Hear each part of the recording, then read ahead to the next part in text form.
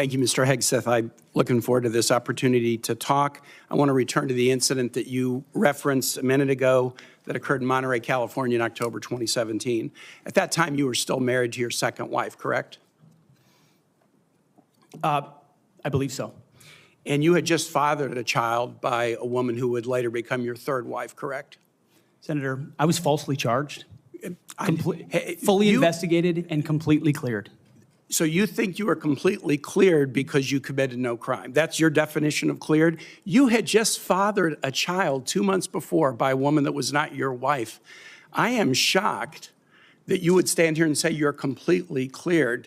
Can you so casually cheat on a second wife and cheat on the mother of a child that had been born 2 months before, and you tell us you are completely cleared? Senator, how is that a complete clear?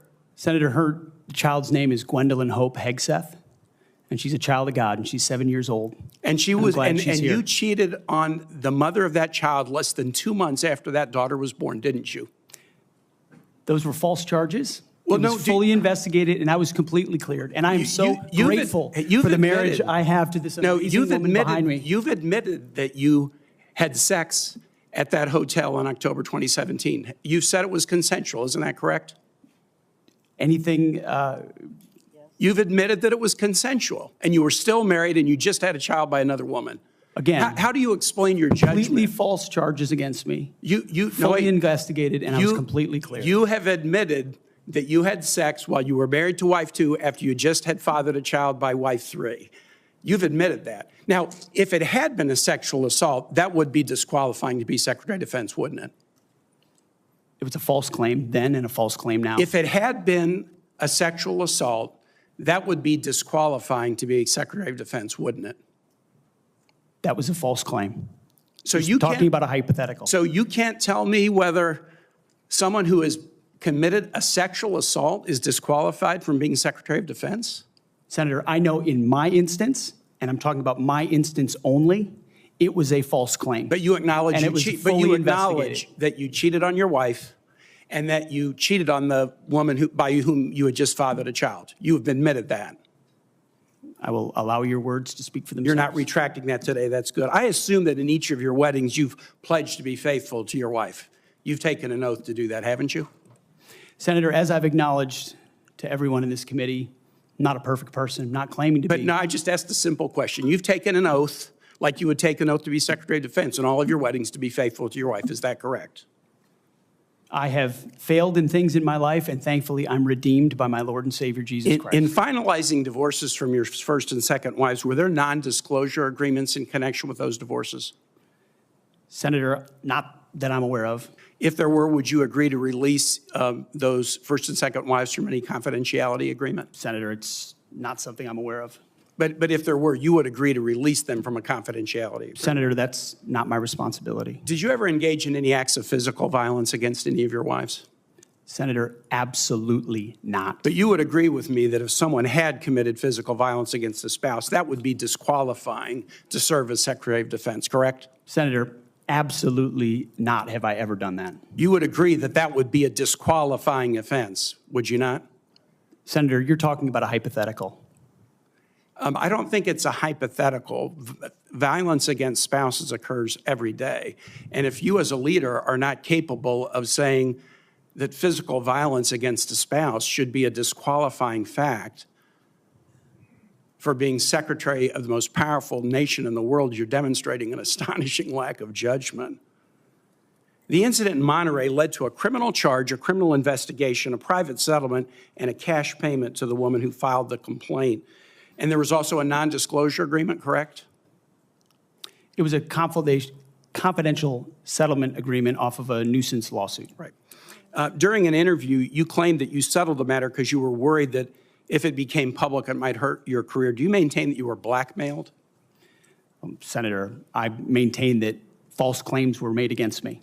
And ultimately, your attorney those used false the claims, phrase, I have the opportunity to attest my innocence in those false claims. But you didn't reveal any of this to President Trump or the transition team as they were considering you to be nominated for Secretary of Defense. You didn't reveal the action. You didn't reveal the criminal complaint. You didn't reveal the criminal investigation. You didn't reveal the settlement. You didn't reveal the cash payment. Why didn't you inform the commander-in-chief and the transition team of this very relevant event?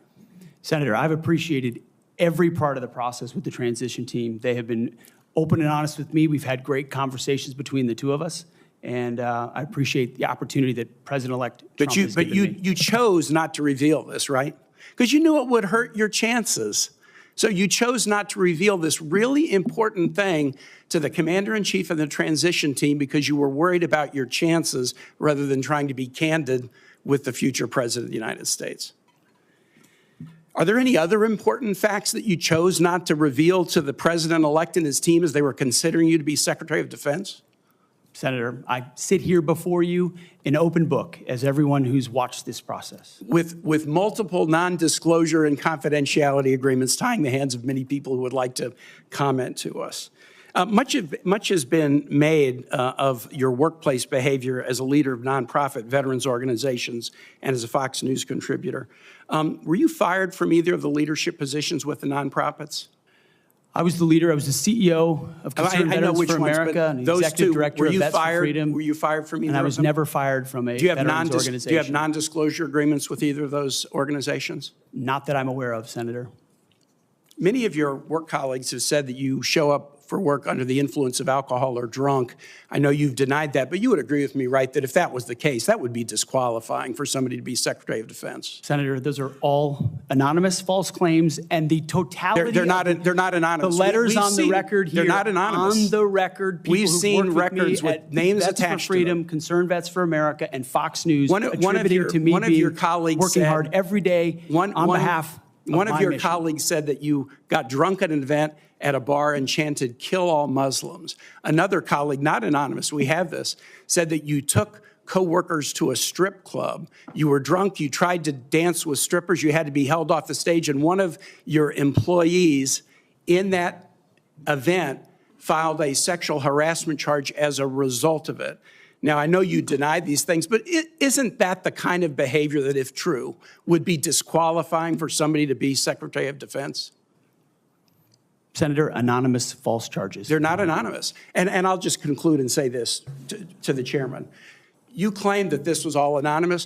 We have seen records with names attached to all of these, including the name of your own mother. So don't make this into some anonymous press thing. We have seen multiple names of colleagues consistently throughout your career that have talked about your abusive actions, Chairman, attitudes, I think he's words, over and his time. He's way over his time. I now yield.